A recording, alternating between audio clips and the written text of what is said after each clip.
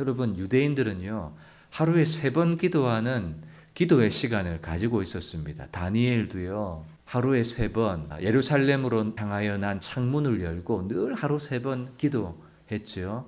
오늘 이 본문의 사건도 베드로와 요한이 뭐하러 가요?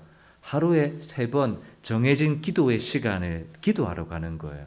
오전 9시, 12시, 그리고 오후 3시 기도하는 거예요. 그래서 오늘 제 9시 기도 시간에 이렇게 말씀은 시작하죠.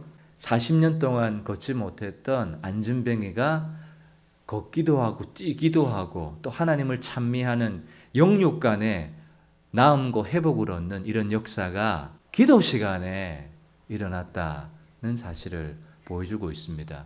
여러분, 1장에는 예수님께서 뭐라고 말씀하셨는가 하면 예루살렘을 떠나지 말고 아버지께서 약속하신 것을 기다려라 이렇게 말씀하셨죠.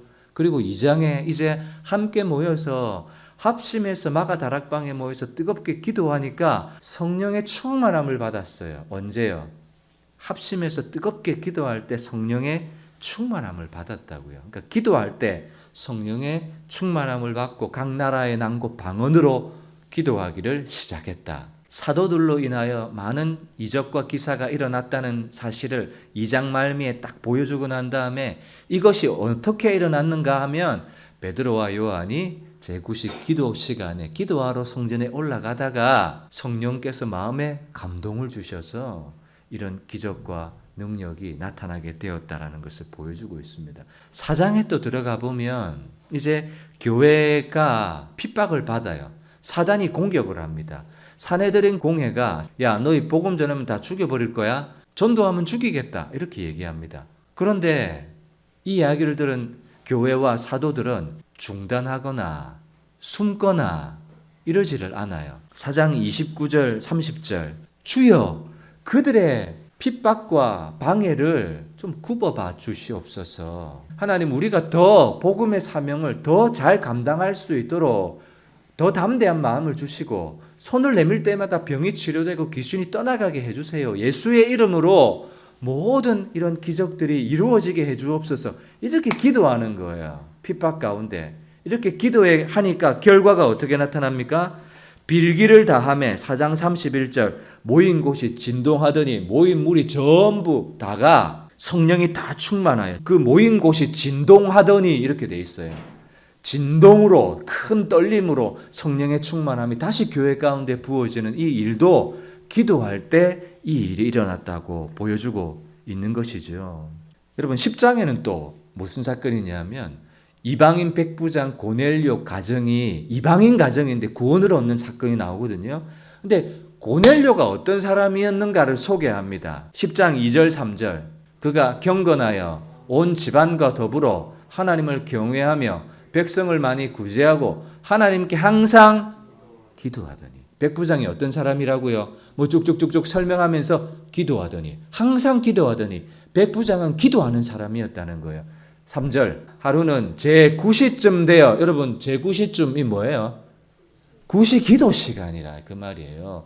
9시 기도 시간에 이방인이었는데도요 유대인들이 항상 기도하는 그런 기도의 좋은 습관과 경건의 태도를 보면서 자기도 따라했던 거예요. 아 나도 해야 되겠다. 그러면서 제9시 기도 시간에 환상 중에 하나님의 사자가 들어와서 고넬료 보고 베드로를 청해라 이렇게 하는 거예요.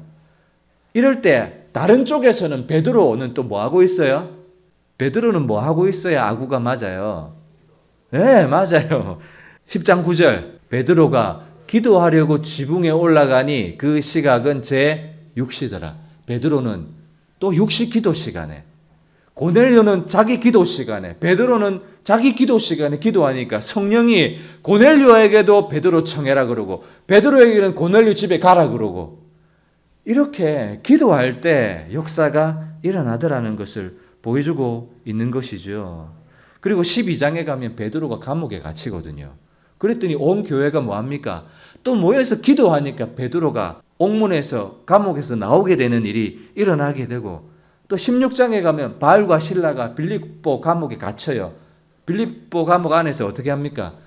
기도하고 찬송하니까 또 옥문이 열려져 나오게 되는 여러분 사도행전 전체는 믿음의 역사, 기적의 역사, 표적의 역사, 우리에게 하나님의 역사가 언제 일어나고 언제 나타나는지를 확실하게 보여줘요. 언제 일어나요?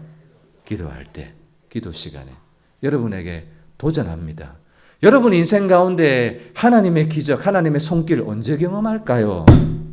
언제 경험할까요? 저는 이거 외에는요, 답이 없다고 생각해요. 아니, 기도하지 않고 내가 세상에 열심히 최선을 다하고 부지런히 좋은 아이디어를 가지고 살면 하나님의 역사가 일어납니까? 안 그래요.